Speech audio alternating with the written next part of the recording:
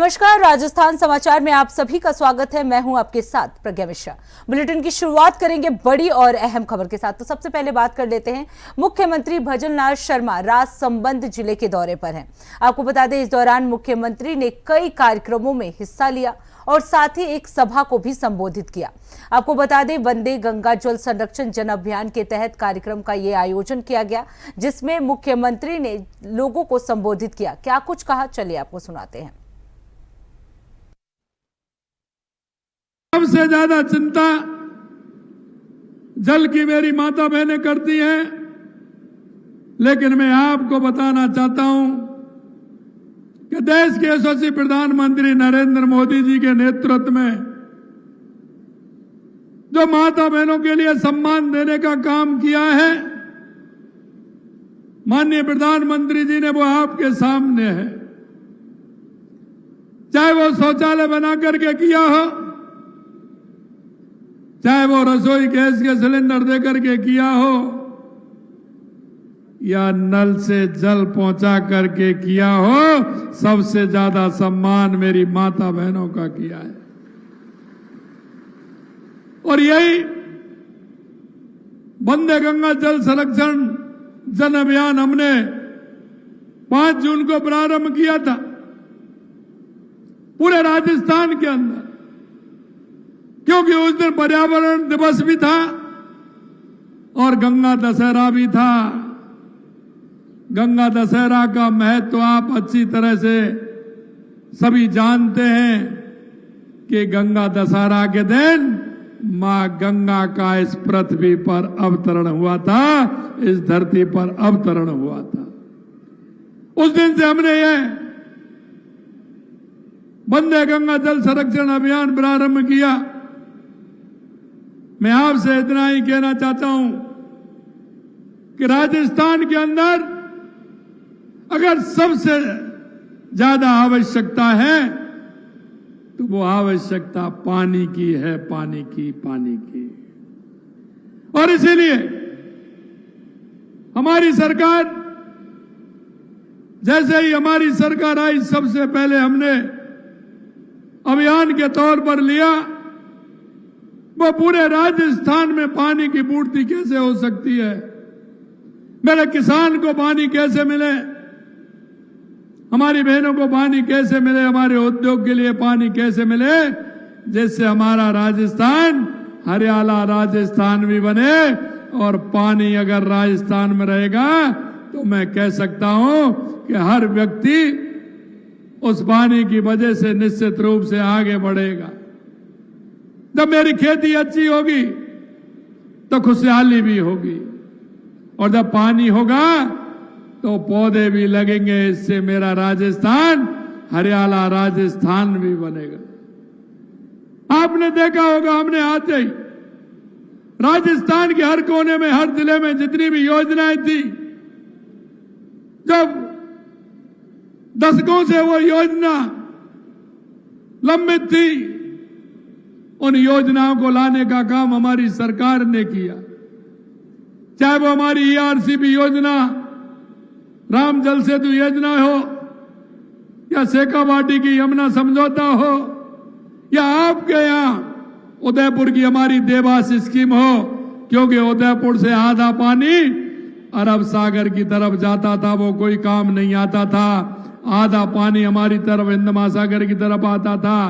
उसमें हमने देवास स्कीम के माध्यम से टनल बना करके, एनीकट बना करके, उस पानी को अगर हम इधर आएगा तो हमारे उदयपुर को भी पानी मिलेगा, राजसमंद को भी पानी मिलेगा, चित्तौड़ को भी पानी मिलेगा, और ईश्वर की कृपा होगी, ज्यादा बारिश होगी तो वो पानी राजस्थान के उपयोग में भी आएगा। यही नहीं, चाहे हमारे माई डैम की योजना हो, उसे लेकर के हमने काम किया है, चाहे हनुमानगढ़, गंगानगर, बीकानेर, नागौर, फलौदी, जैसलमेर, बाड़मेर के लिए इंदिरा गांधी नहर हो, उसके लिए भी 4000 करोड़ रुपए देकर के उसका भी काम हमने प्रारंभ किया है। चाहे हमारे नर्मदा योजना हो, उसे बढ़ा करके हमारे जालौर और सांचौर में कैसे पानी मिले, हमारा माई डैम से, सोम कमलाम के माध्यम से हमारा पाली और जालौर को पानी मिले। हमने पूरे राजस्थान के लिए कि कैसे हमारे हर जिले को पानी मिल सकता है, हमारे किसान को पानी मिले, इसके लिए हमने व्यवस्था करने का काम किया है। और आपने देखा होगा लगातार हमारी सरकार काम कर रही है। हमने कहा हमारा 3 काम हमारे प्रमुख रूप से है। हमारा काम पहले पानी का, दूसरा काम हमारा बिजली का, तीसरा काम हमारा रोजगार का, जिससे हमारा युवा भाई और बहन को रोजगार मिल सके, उसके लिए भी काम हम कर रहे हैं। हमने सरकार के अंदर भी कहा है कि 5 साल के अंदर हम 4 लाख युवाओं को नौकरी देंगे। आपने देखा 69,000 को दे दी। अगले महीने फिर जुलाई के अंदर रोजगार उत्सव आ रहा है, उसमें भी देंगे। और 1,88,000 जगह का कैलेंडर निकाल करके हमारे युवा भाई बहनों को दे दिया है कि सब कब विज्ञप्ति निकलेगी, कब परीक्षा होगी और कब परिणाम आएगा। अब रुक करते हैं अगली खबर की। आगामी 21 जून को अंतर्राष्ट्रीय योग दिवस से पहले आज मुख्यमंत्री निवास पर बच्चों, योग फिटनेस प्रशिक्षकों और अधिकारियों के साथ योगाभ्यास किया। सभी प्रदेशवासी भी योग को अपने दैनिक जीवन का अभिन्न हिस्सा बनाएं। योग न केवल शारीरिक और मानसिक स्वास्थ्य को सुदृढ़ करता है, बल्कि जीवन में अनुशासन, संतुलन और सकारात्मक ऊर्जा का संचार भी करता है। तो आपको बता दें 21 जून को अंतर्राष्ट्रीय योग दिवस जो है वो मनाया जाएगा, लेकिन उससे पहले मुख्यमंत्री निवास पर आज योगा अभ्यास किया गया। इस दौरान बच्चे भी जो है इस कार्यक्रम में शामिल हुए। योग सकारात्मक ऊर्जा का संचार करता है, इस तरह की बातें जो है सीएम भजनलाल शर्मा की तरफ से की गई। आपको बता दें उनके निवास पर ये योगा अभ्यास किया गया, जिसमें छात्रों ने भी भाग लिया और कई अधिकारी भी जो है इस दौरान मौजूद रहे। तो आपको बता दें मुख्यमंत्री निवास पर ये योग अभ्यास जो है वो किया गया है। 21 जून को पूरे विश्व भर में योग दिवस जो है वो मनाया जाएगा। और इससे पहले बात की जाए तो जयपुर में भजनलाल शर्मा के आवास पर ये योगा अभ्यास जो है वो किया गया। इस दौरान स्कूली बच्चे जो हैं वो मौजूद रहे। इसके साथ ही कई पदाधिकारी भी जो है इस योगा अभ्यास कार्यक्रम में हिस्सा लिए। तो सीएम भजनलाल शर्मा ने योगाभ्यास किया, उनके निवास पर ये योगाभ्यास जो है वो किया गया। इस दौरान बच्चे भी उनके साथ नजर आए। तो पूरे विश्व भर में 21 जून को योगाभ्यास किया जाना है, योग दिवस मनाया जाना है। इससे पहले भजनलाल शर्मा ने योगाभ्यास किया, उन्होंने योग के महत्व को बताया। उन्होंने बताया कि योग सकारात्मक ऊर्जा का संचार करता है। 21 जून को अंतर्राष्ट्रीय योग दिवस है और इससे पहले पूरे देश भर में योगाभ्यास जो है वो किया जा रहा है। और इसी दौरान आपको बता दें सीएम भजनलाल शर्मा ने भी अपने आवास पर ये योगाभ्यास किया। इस दौरान उनके साथ बच्चे भी रहे। उन्होंने बताया कि जीवन में अनुशासन, संतुलन और सकारात्मक ऊर्जा का संचार जो है योग करने से होता है। ये केवल शारीरिक नहीं बल्कि मानसिक स्वास्थ्य को भी सुदृढ़ करता है। तो आपको बता दें अधिकारियों के साथ सीएम भजनलाल शर्मा ने योगाभ्यास किया। सभी प्रदेशवासी भी योग को अपने दैनिक जीवन में लाए, इस तरह का अपील जो है सीएम भजनलाल शर्मा ने लोगों से की है। उन्होंने कहा है कि योग न केवल शारीरिक और मानसिक स्वास्थ्य को सुदृढ़ करता है, बल्कि जीवन में अनुशासन, संतुलन और सकारात्मक ऊर्जा का भी संचार करता है। तो आपको बता दें 21 जून को अंतर्राष्ट्रीय योग दिवस है और योग दिवस से पहले मुख्यमंत्री के निवास पर ये योगा अभ्यास किया गया। योग सकारात्मक ऊर्जा का संचार करता है, ऐसी अपील जो है सीएम भजनलाल शर्मा की तरफ से लोगों से की गई। उन्होंने साफ तौर पर कहा कि दैनिक जीवन में योग जो है अपनाना चाहिए। तो मुख्यमंत्री के निवास पर ये योगाभ्यास किया गया।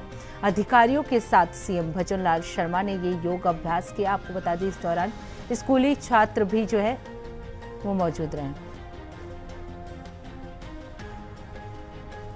वहीं इस खबर पे ज्यादा जानकारी देने के लिए इमरान रियाज हमारे साथ जुड़ चुके हैं।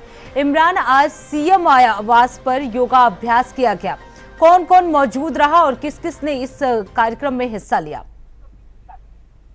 प्रज्ञा, आज योग दिवस पे मुख्यमंत्री भजनलाल शर्मा जी ने अपने निवास के ऊपर योगासन किया है और इसमें स्कूली बच्चे शामिल थे और एजुकेशन से रिलेटेड जो बच्चे हैं वो भी शामिल थे और अधिकारी भी शामिल थे। सीएम आवास के जो निजी सुरक्षा गार्ड थे वो भी इसके अंदर शामिल थे और योग दिवस के रूप में इसको लिया गया है। योग से उन्होंने सुबह की शुरुआत करी है मुख्यमंत्री जी ने, और मुख्यमंत्री ने निर्देश साफ तौर पे ये बताना चाहा है योग करके कि योग जो है अनुशासन सिखाता है और शारीरिक दृष्टता सिखाता है।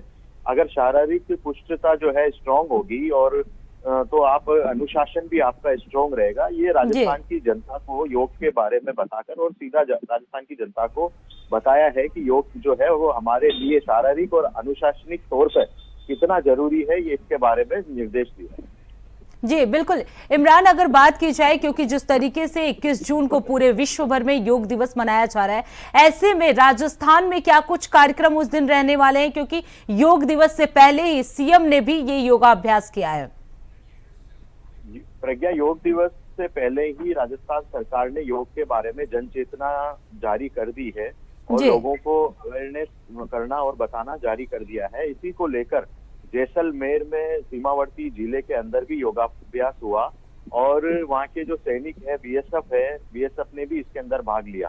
तो मुख्यमंत्री ने हर जिले पे आने वाले योग दिवस को लेकर पूरे जिले के अंदर, हर राजस्थान के हर जिले के अंदर सकारात्मकता और इसकी जो होने वाले फायदे हैं वो बताना चालू कर दिए हैं ताकि योग दिवस पे जनता जो है योग को लेके अवेयर हो सके।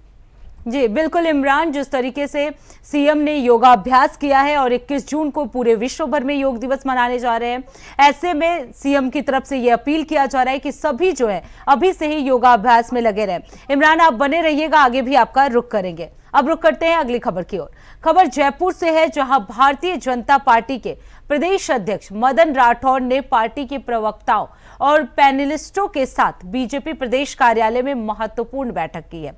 राठौड़ ने कहा कि केंद्र और राज्य सरकार की योजनाओं को जन जन तक पहुंचाने के लिए सटीक और तथ्यात्मक जानकारी को साझा करना महत्वपूर्ण है। राठौड़ ने आगे ये भी बताया कि बीजेपी सरकार ने 1.5 साल में जो कार्य किए हैं उन्हें आंकड़ों के साथ जनता तक पहुंचाना हमारी प्राथमिकता है। मोदी सरकार की योजनाओं को सही तरीके से प्रस्तुत करना भी बेहद जरूरी है ताकि जनता को उनके लाभ का सही ज्ञान हो सके।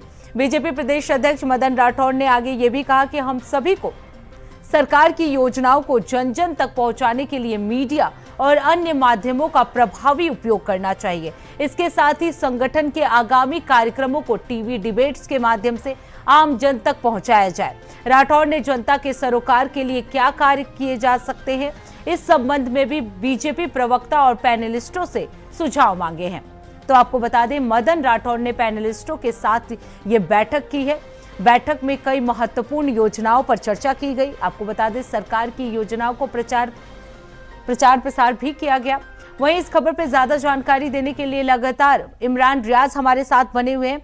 इमरान, मदन राठौड़ ने आज पैनलिस्टों के साथ बैठक की है, किन किन महत्वपूर्ण मुद्दों पर उन्होंने इस दौरान चर्चा की और क्या कुछ सुझाव दिए?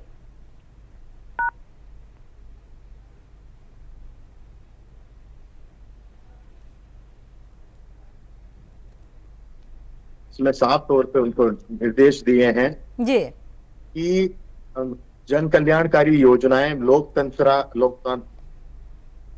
आवाज जो है रिपीट हो रही है प्रज्ञा जी। अभी आपकी आवाज क्लियर आ रही है इमरान, आप बोलिए। तो जन कल्याणकारी योजनाएं जो सरकार ने करी है उसको आखिरी छोर तक लोगों तक कैसे पहुंचाया जाए इसके बारे में उन्होंने बताया है और साफ तौर पर बोला है कि आप मीडिया डिबेट्स के अंदर जो भाग लेते हैं, जिसके अंदर डिबेट होती है, इसमें आपके पास उस योजना को लेकर सही आंकड़े होने चाहिए और आपके पास पूरी जानकारी होनी चाहिए, पूरे आंकड़े होने चाहिए। उसके बाद आप मीडिया डिबेट के अंदर हिस्सा लें ताकि जनता के जो आखिरी छोर है, जो वहां तक उनको वो नॉलेज मिले और जन कल्याणकारी योजनाओं का प्रचार प्रसार हो सके। जी बिल्कुल इमरान, जैसा कि आपने बताया कि कई महत्वपूर्ण बिंदुओं पर इस दौरान अधिकारियों को निर्देश दिए गए, डिबेट्स में शामिल होने के लिए भी कहा गया ताकि जन जन तक वो अपनी योजनाओं को पहुंचा सके। बहुत बहुत धन्यवाद इमरान इस खबर पर विस्तार से जानकारी देने के लिए। अब रुक करते हैं अगली खबर की ओर। बीजेपी के राष्ट्रीय उपाध्यक्ष और राजस्थान की पूर्व मुख्यमंत्री वसुंधरा राजे सोमवार रात झालवाड़ पहुंचे। वहां करीब 10 बजे वो सर्किट हाउस पहुंची। ये उनका दौरा पहले से निर्धारित नहीं था। आपको बता दें, इस दौरान पूर्व सीएम वसुंधरा राजे ने जन सुनवाई भी की। दोपहर में उन्होंने बीजेपी मंडल अध्यक्षों के साथ बैठक की। इस दौरान संगठन से जुड़े विषयों पर चर्चा हुई। आपको बता दें, इस दौरान जिले भर से आए बीजेपी कार्यकर्ताओं और जनप्रतिनिधियों ने उनसे मुलाकात की। कई लोगों ने अपनी समस्याओं से संबंधित प्रार्थना पत्र भी उनको सौंपे। आपको बता दें, इस दौरान सांसद दुष्यंत सिंह, कलेक्टर अजय सिंह राठौर, एसपी ऋचा तोमर और बीजेपी जिला अध्यक्ष हर्षवर्धन शर्मा भी मौजूद रहे।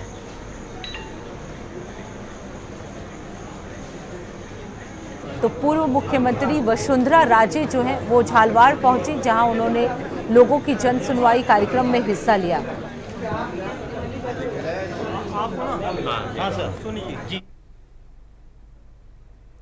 अब रुक करते हैं अगली खबर की। केंद्रीय संस्कृति और पर्यटन मंत्री गजेंद्र सिंह शेखावत ने कहा कि राजस्थान में जल संरक्षण अब सिर्फ एक सरकारी पहल नहीं बल्कि एक व्यापक जन आंदोलन का रूप ले चुका है। इस दौरान महिलाओं की सक्रिय भागीदारी विशेष रूप से उल्लेखनीय है, जो इस बात का संकेत है कि जल संकट से सर्वाधिक प्रभावित होने के कारण वो पर्यावरणीय चेतना की अग्रणी वाहक बन चुकी हैं। तो आपको बता दें, आज सर्किट हाउस में प्रेस कॉन्फ्रेंस में शेखावत ने कहा कि वंदे गंगा जल संरक्षण अभियान के तहत राजस्थान सरकार के ग्रामीण विकास और पंचायती राज विभाग अब तक 57 से 58 हजार कार्यक्रम आयोजित किए जा चुके हैं। इसके साथ ही गजेंद्र सिंह शेखावत ने जनता को संबोधित किया और कहा कि जल संरक्षण कार्यक्रम सिर्फ कार्यक्रम नहीं, अब जन आंदोलन बन गया है। इस अभियान में महिलाओं की भागीदारी जो है वो अग्रणी है।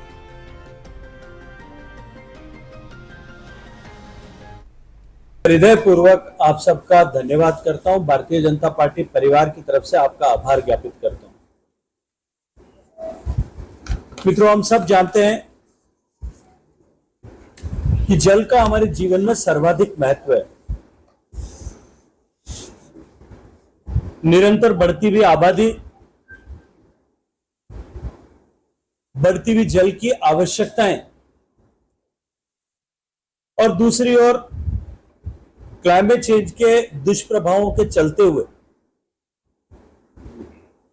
आने वाले समय में पानी की उपलब्धता पूरे विश्व के लिए एक बड़ी चुनौती बनी है। भारत में चुनौतियां और भी अधिक है, क्योंकि भारत आज आबादी के दृष्टिकोण से विश्व की सर्वाधिक आबादी वाला देश है। वहीं दूसरी तरफ भारत की सारी नदियों में जितनी भी नदियां प्रवाहित होती हैं, उन नदियों में कुल साल भर में जितना पानी बहता है उसका लगभग 80% से ज्यादा पानी मॉनसून के 30-40 दिनों में ही प्रवाहित होता है। जिस तरह से क्लाइमेट चेंज के इंपैक्ट हम सबके सामने दिखाई दे रहे हैं, रेनफॉल पैटर्न्स चेंज हो गए हैं, इरेटिक रेनफॉल्स होने लगी हैं, स्कैंटी रेनफॉल्स, एक एक जगह में कहीं एक साथ क्लाउड बर्स्ट होकर के बरसात हो जाती है। उसके चलते हुए हमारी नदियां सदा नीरा बनी रहे, ये एक बड़ी चुनौती हम सबके सामने। क्रम में तापमान बढ़ने के चलते हुए जिस तरह से ग्लेशियर पिघल रहे हैं, आने वाले समय में एक बड़ी चुनौती, बड़ा संकट हम सबको दिखाई दे रहा है। राजस्थान में चिंता और भी बड़ी है, क्योंकि राजस्थान में जिस तरह से हमारी पानी की उपलब्धता पहले भी चुनौती थी, और भारत क्योंकि दुनिया का सबसे ज्यादा जमीन से पानी निकालने वाला देश है। मैं आप सबके साथ में जानकारी साझा करना चाहता हूं कि दुनिया में दूसरे और तीसरे नंबर पर जो देश पानी निकालने में हमारे बाद में आते हैं, अमेरिका और चाइना। यदि उन दोनों को कुल निकाले हुए पानी को जोड़ दिया जाए तो भी हम उससे 1.5 गुना पानी भारत में निकालते हैं। योगदान और भागीदारी दो चीजों का संकेत देती है। पहला ये कि महिलाएं पर्यावरण के रक्षण संरक्षण के लिए, उससे जुड़े हुए विषयों के लिए ज्यादा जागरूक हैं, और दूसरा क्योंकि पानी की कमी होने का सबसे ज्यादा भार और कष्ट महिलाओं को जो है वो भोगना होता है। इसलिए वो दोनों ही विषयों के चलते हुए महिलाओं की बड़ी संख्या में भागीदारी इन कार्यक्रमों में हुई है। ग्रामीण विकास और पंचायती राज विभाग राजस्थान सरकार द्वारा अब तक लगभग 57-58 हजार कार्यक्रम इसको लेकर के आयोजित किए गए। देश के सभी 41 जिले और 7 संभागों में अलग अलग जगह पर कार्यक्रम हो रहे हैं और लोगों में जिस तरह की रुचि इसको लेकर के जागृत हुई है, ये जल का आंदोलन सच्चे अर्थों में राजस्थान में जन जन का आंदोलन बना है। मैं इस जल के आंदोलन को जन जन का आंदोलन बनाने में जिस तरह से मीडिया ने भी अपना सहयोग किया है, मैं आप सब मीडिया के साथियों का उसके लिए हृदयपूर्वक धन्यवाद करता हूं। लेकिन ये केवल एक दिन या एक सीजन का विषय नहीं, इसमें निरंतरता बनी रहे और निरंतरता बनाए रखने में मीडिया, चाहे वो प्रिंट मीडिया है, इलेक्ट्रॉनिक मीडिया है, वेब मीडिया है, उन सब की बहुत बड़ी भूमिका होती है। अब रुक करते हैं अगली खबर की। खबर 12 जिले से है, जहां बिजली की अनियमित आपूर्ति और बार बार होने वाली कटौती को लेकर आज उपभोक्ताओं का सब्र टूट गया। आपको बता दें, ओम प्रकाश व्यास मानव सेवा समिति और वासुदेव गौ समिति के नेतृत्व में लोगों ने बिजली विभाग के खिलाफ जमकर प्रदर्शन किया। वहीं प्रदर्शन के बाद विभागीय अधिकारियों से बातचीत हुई तो 3 अहम बिंदुओं पर जो है वो सहमति बनी और उस सहमति के बाद इस प्रदर्शन को रोका गया। हमने सर्वे करवाया है, जहाँ जहाँ लो वोल्टेज की प्रॉब्लम है वो भी हमने आइडेंटिफाई किए हैं, जहाँ लूज वायर है वो भी हमने आइडेंटिफाई किए हैं और अभी 15 दिन का एक पखवाड़ा चलेगा मेंटेनेंस प्रोग्राम का, जिनमें हम लूज वायर को सही करवाएंगे। अब रुक करते हैं अगली खबर की। खबर नागौर से है, जहां मेड़ता पशु मेले में खरीदे गए बैलों को बांसवाड़ा में रोके जाने और किसानों के साथ मारपीट वाले मुकदमे दर्ज किए जाने के विरोध में ट्रक चालकों के साथ किसानों ने कलेक्ट्रेट पर धरना प्रदर्शन किया और इसके साथ ही कलेक्टर को ज्ञापन भी सौंपा। वहीं किसानों ने मांग की है कि सभी बैलों को सुरक्षित उनके घर पहुंचा दिया जाए और दर्ज मुकदमे जो है वो वापस लिए जाए।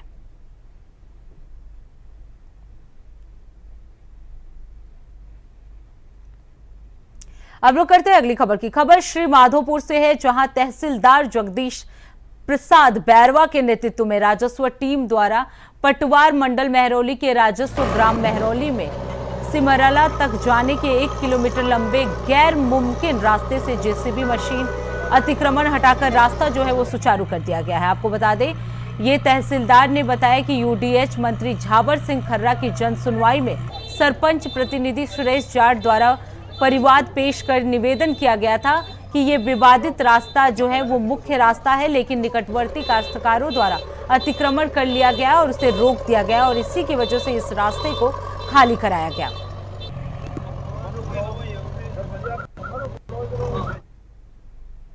अब रुक करते हैं अगली खबर की। उत्तर पश्चिम रेलवे के डीआरएम अनुराग त्रिपाठी ने मीडिया को ब्रीफ किया है और रेलवे की हो रहे कार्यों के बारे में जानकारी दी है।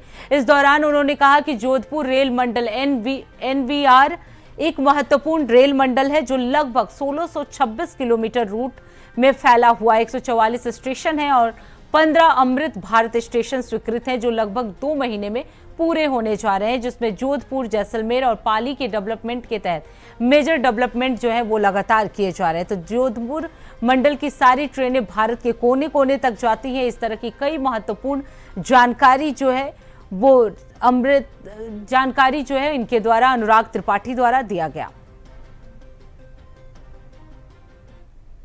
अब रुक करते हैं अगली खबर की। खबर हनुमानगढ़ से है, जहां जंक्शन थाना क्षेत्र के मुख्य बस स्टैंड के पास एक होटल में युवक का संदिग्ध परिस्थितियों में पंखे से लटका हुआ शव मिला है।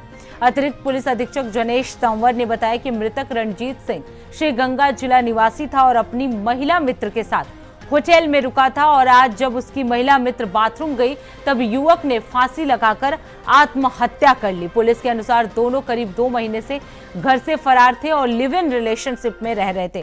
घटना की सूचना पर पुलिस जो है वो मौके पर पहुंची और मृतकों के परिजनों को इसकी सूचना दी।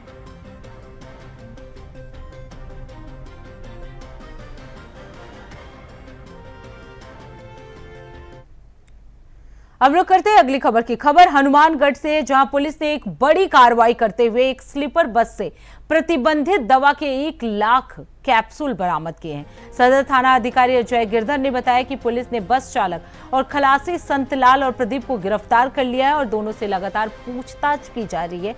आपको बता दें, प्रतिबंध प्रेगाबलीन कैप्सूल को जिला कलेक्टर कानाराम द्वारा प्रतिबंधित किया गया है, क्योंकि ये जिले में बड़े पैमाने पर नशे के रूप में इस्तेमाल होता है। फिलहाल पुलिस जो है वो लगातार आरोपियों से पूछताछ कर रही है। तो फिलहाल राजस्थान समाचार में इतना ही। देश दुनिया की तमाम बड़ी खबरों के लिए देखते रहिए इंडिया वॉइस। तब तक के लिए नमस्कार।